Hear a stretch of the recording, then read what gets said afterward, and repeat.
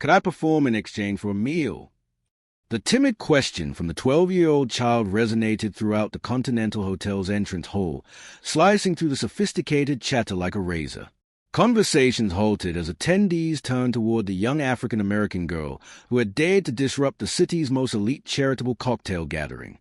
Standing at the threshold of the primary ballroom, Amelia Washington gazed hopefully at the gleaming Steinway concert piano positioned beneath sparkling crystal light fixtures. Her modest, ill-fitting attire stood in sharp relief against the haute couture gowns and bespoke suits surrounding her. She held a weathered school bag against a body like armor. "How did this child gain entry?" murmured a silver-haired lady, gripping her champagne flute firmly. "Where are the security guards?" The function was a fundraising gala for disadvantaged children, an ironic situation not lost on Amelia, who had spent recent days moving between various homeless shelters. She had learned of the gathering while walking past the hotel's front entrance earlier, and an inner impulse had driven her to attempt entry.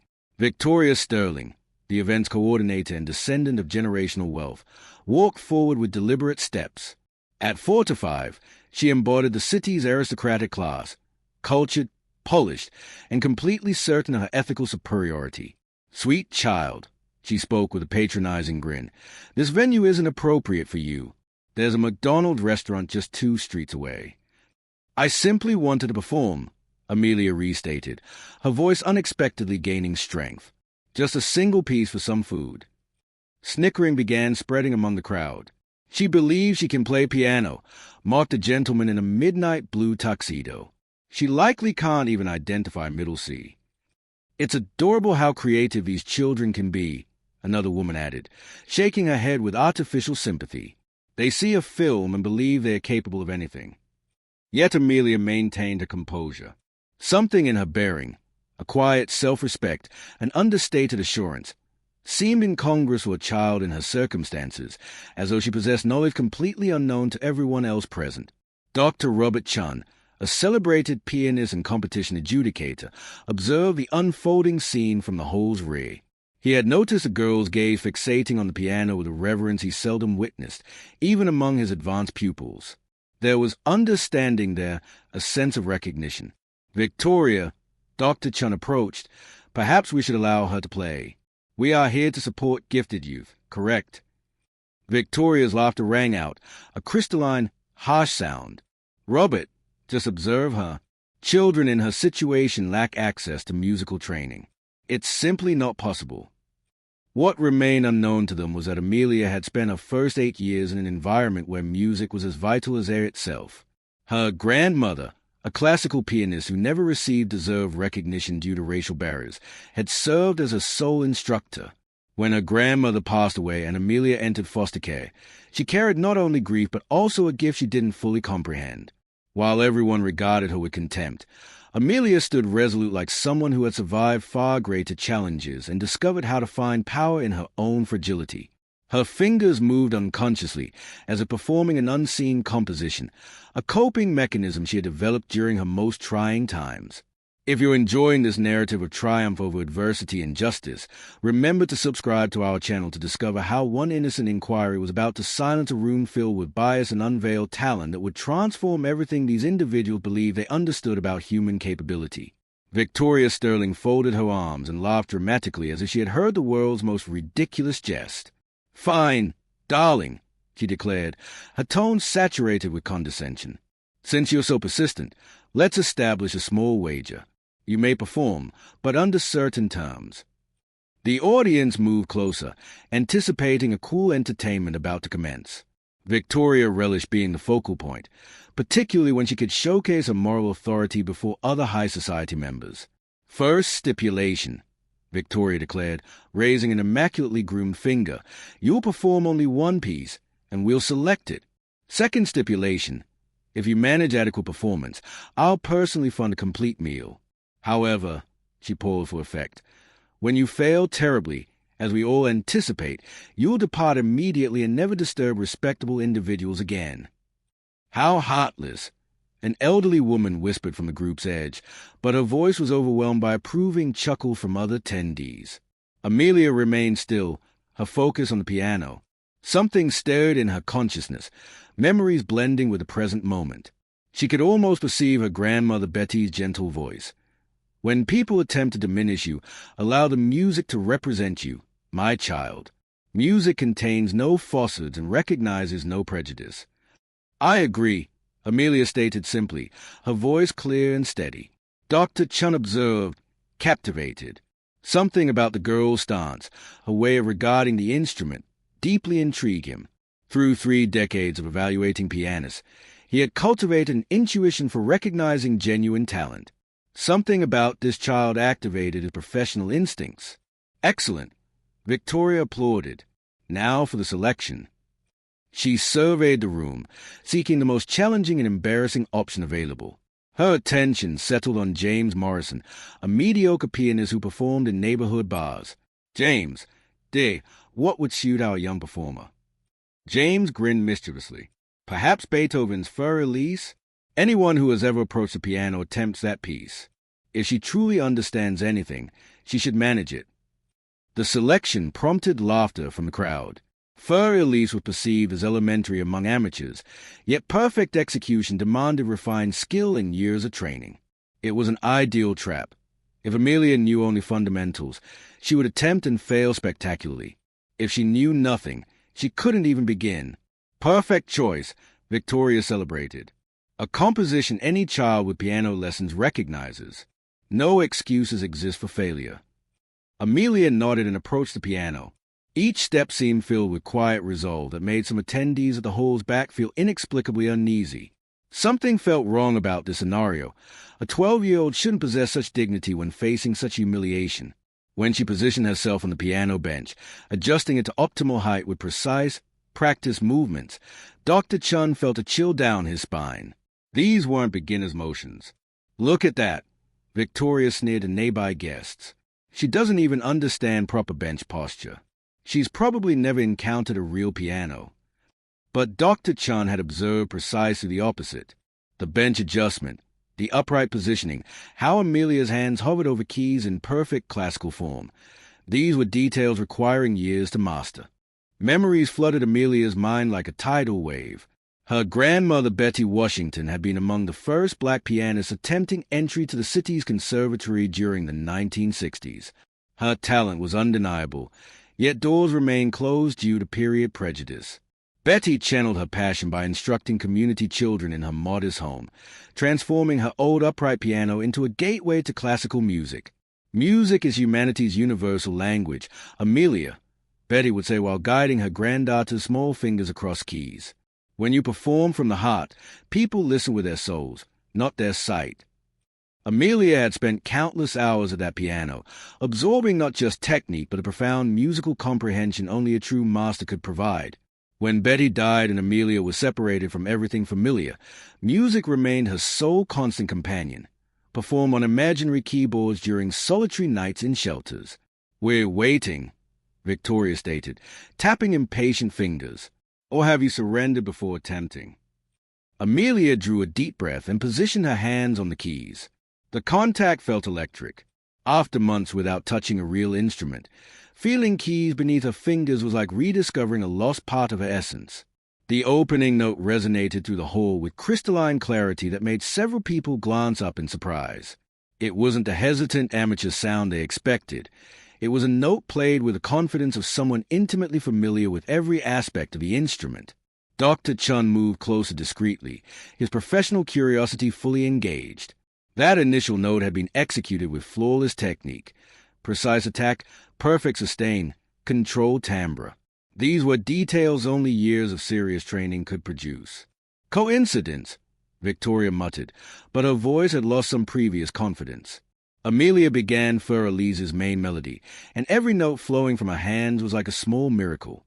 There was no hesitation, no technical errors. The music emerged naturally, as if she and the piano were components of a single entity.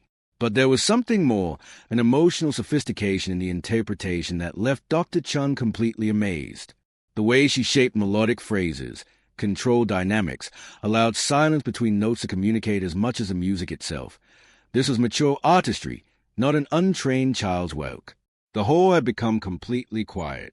Champagne glasses remained motionless in guests' hands. Conversation ceased. Even servers stopped moving. Everyone was mesmerized by that small figure at the piano, creating music of unexpected and breathtaking beauty. Victoria felt growing unease in her stomach. This wasn't proceeding according to plan. The public humiliation she had orchestrated was transforming into something entirely different, something completely beyond her control. As Amelia played, loss in music flowing through her like a natural force, one question echoed in every mind present. Who was this girl truly? And what secrets was her music about to reveal? As Amelia navigated Furlize's most complex passages, Dr. Chun felt his heart racing. 40 years of assessing musical talent had refined his instincts, and what he witnessed defied all logic. The girl's technique wasn't merely competent, it was extraordinary. The descending arpeggio section, which challenged even advanced students, flowed from her fingers like crystal-clear water. Each note possessed weight and purpose. Every pause breathed with mature musicality. Dr. Chun watched fascinated as she controlled the sustained pedal with professional concert pianist precision. "This is impossible," he whispered to himself, moving even nearer to the piano. Victoria, sensing the atmospheric change, felt initial alarm bells in her mind. Conversations had completely stopped. Even servers had ceased service, mesmerized by music that transformed the hall into an impromptu concert venue. "She must have memorized this song from some YouTube video," Victoria announced loudly enough for others to hear, desperately trying to regain narrative control. Today's kids copy everything from the internet. But her explanation sounded increasingly weak. What Amelia was doing transcended imitation. It was pure interpretation, loaded with emotional understanding that only came with years of serious study and, more importantly, experience. She had witnessed countless prodigies throughout her career, 5-year-olds playing Mozart, teenagers mastering Rachmaninoff, but rarely had she seen such a combination of impeccable technique and musical maturity in someone so young, especially under such unlikely circumstances. Amelia reached the piece's climax, where the main melody returns with renewed force after virtuosic passages. Her hands danced across keys with familiarity that revealed hundreds, perhaps thousands of hours of dedicated practice. Such intimacy with the instrument was impossible to fake. Memories flowed through the music like an underground river. Amelia could hear her grandmother Betty's voice echoing across years. "Music isn't about playing correct notes, my dear. It's about telling a story only you can tell." Betty Washington had been more than an instructor. She was a visionary who saw the future through her granddaughter's small fingers. Born in 1940, she grew up when black pianists were systematically excluded from prestigious conservatories and concert halls. Her response was transforming her own home into a musical sanctuary where community children discovered that classical music belonged to them too. "The world will attempt to tell you that certain things aren't for people like us," Betty would say while adjusting Amelia's posture on the piano bench. But music recognizes no color, no poverty, no limitations. It only recognizes truth.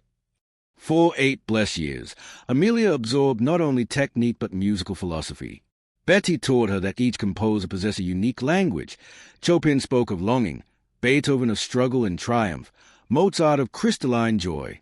Most importantly, she learned that her own musical voice was equally valuable. When Betty died suddenly of cardiac arrest, Amelia didn't just lose her grandmother. She lost a universe. The foster care system separated her from music, from the piano, from everything that provided meaning to her existence. For 4 years, she carried melodies only in her mind, performing on imaginary keyboards in sheltered dormitories.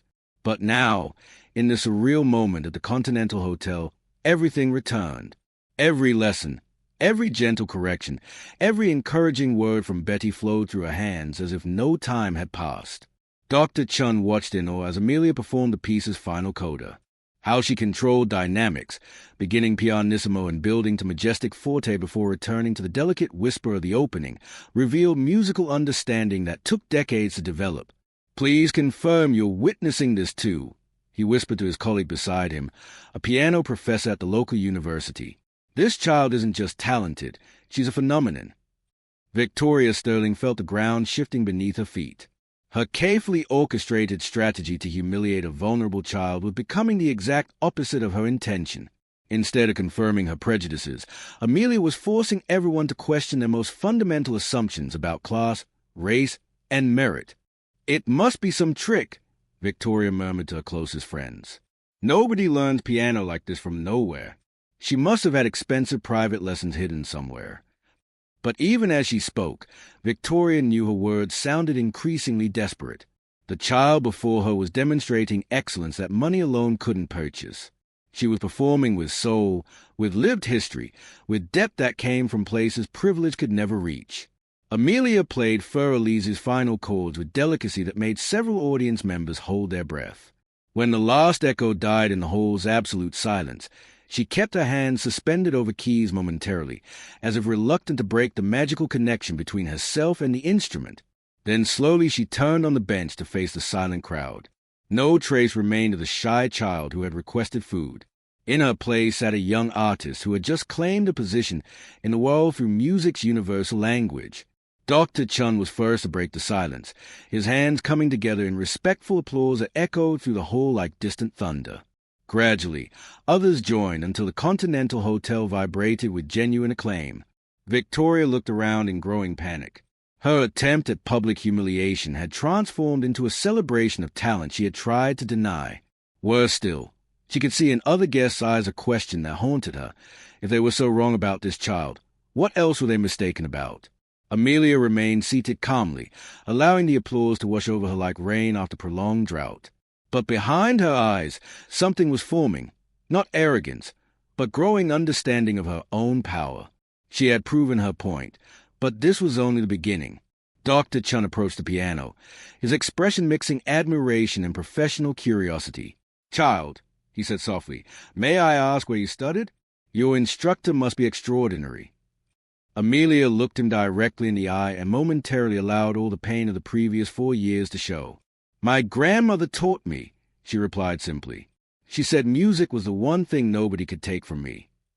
The answer struck Dr. Chun like lightning. A grandmother, not an expensive conservatory.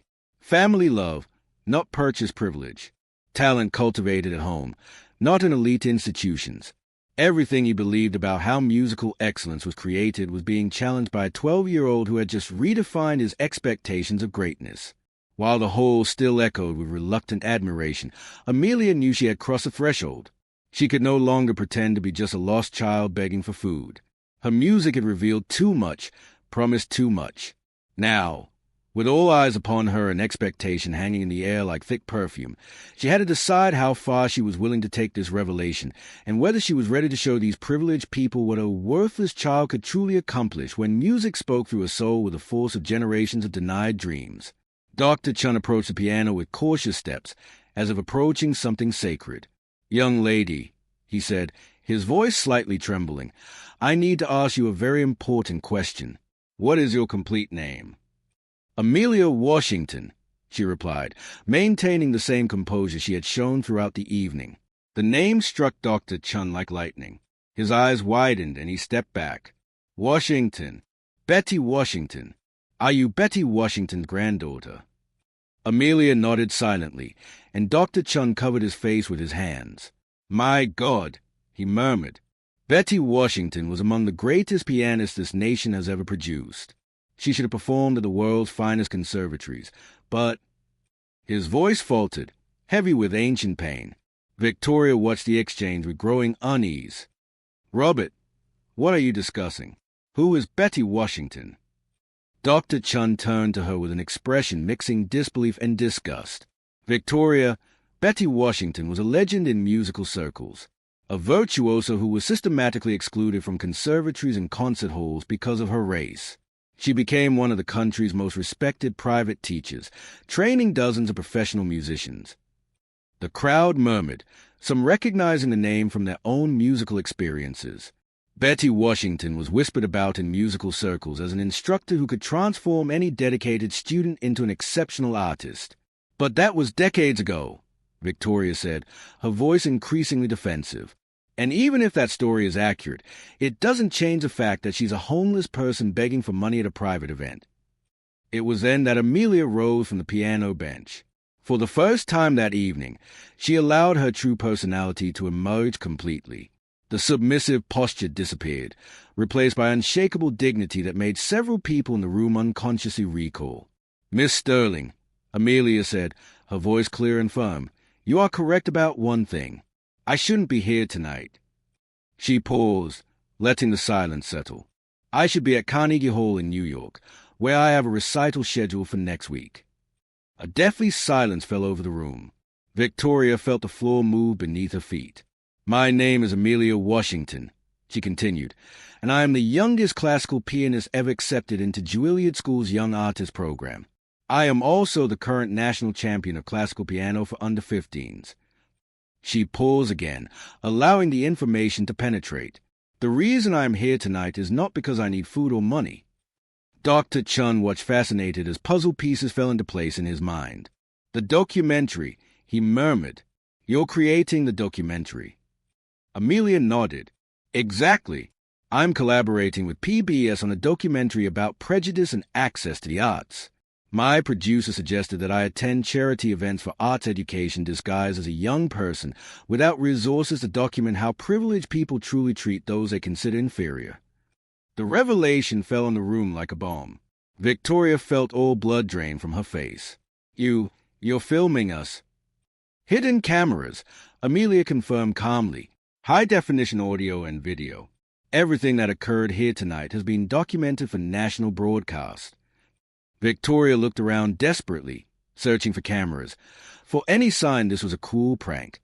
That's illegal. You cannot film us without consent.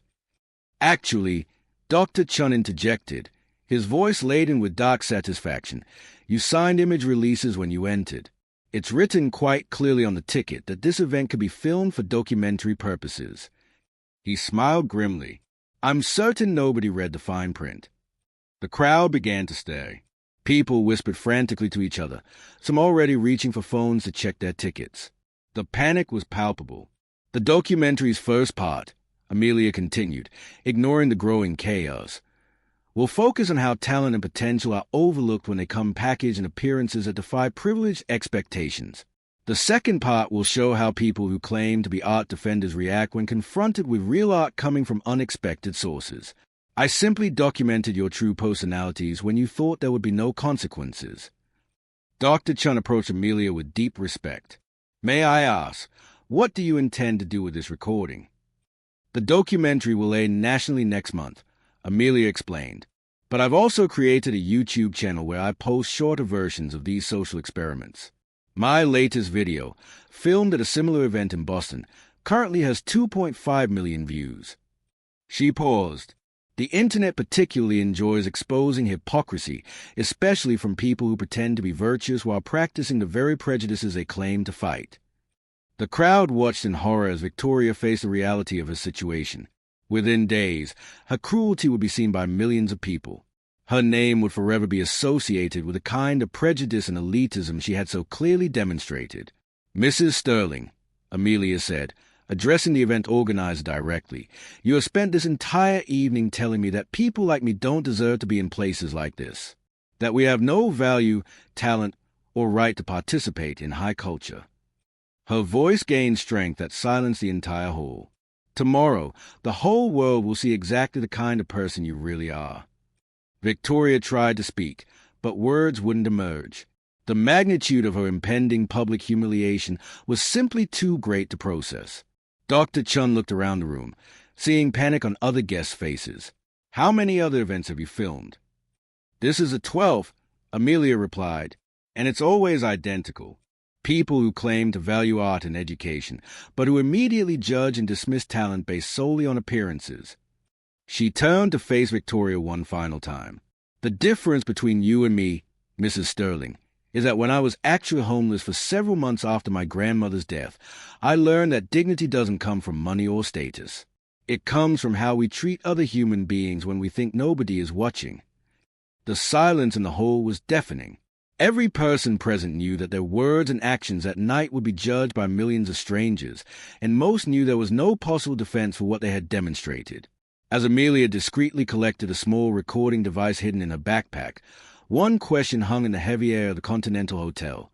How many other privileged and prejudiced people had discovered too late that the young woman they had despised possessed the power to reveal their true nature to the entire world?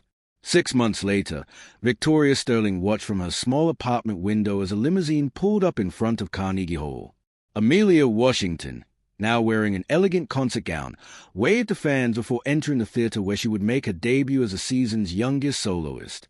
The documentary Faces of Discrimination had gone viral, accumulating over 15 million views on YouTube alone. Victoria had become the national symbol of elitist hypocrisy, losing not only her position in all charitable organizations but also the respect of the high society she valued so much. Former charity event organizer exposed as prejudice in viral documentary read local newspaper headline for weeks. Her luxury events company lost all important clients, and she now works as an assistant at a small law firm, trying to rebuild a reputation that might never fully recover. Meanwhile, Dr. Chun had become Amelia's official mentor, helping her navigate the world of professional classical music. The Continental Hotel, embarrassed by the public exposure, created a scholarship program for underprivileged young musicians, naming Amelia as its official ambassador. Music recognizes no color, social class, or postal codes, Amelia said in her first national interview after the incident. It only recognizes truth and passion, and when you have both, no barrier can stop you. The documentary's impact transcended entertainment. Music schools across the country started community outreach programs. Conservatories revised their admissions processes. And hundreds of talented young people from underprivileged communities were given opportunities that had previously been denied to them. Victoria, watching Amelia triumph where she herself had tried to humiliate her, finally understood the most painful lesson of her life. Dignity and talent cannot be bought with money, inherited with surnames, and definitely not measured by skin color or home address. Amelia's best revenge was not destroying Victoria. It was proving that true greatness transcends prejudice and that sometimes those we least expect carry the most extraordinary gifts. If this story of overcoming adversity touched your heart, subscribe to the channel for more inspiring stories that show how true excellence always finds its way, regardless of the obstacles that try to block it.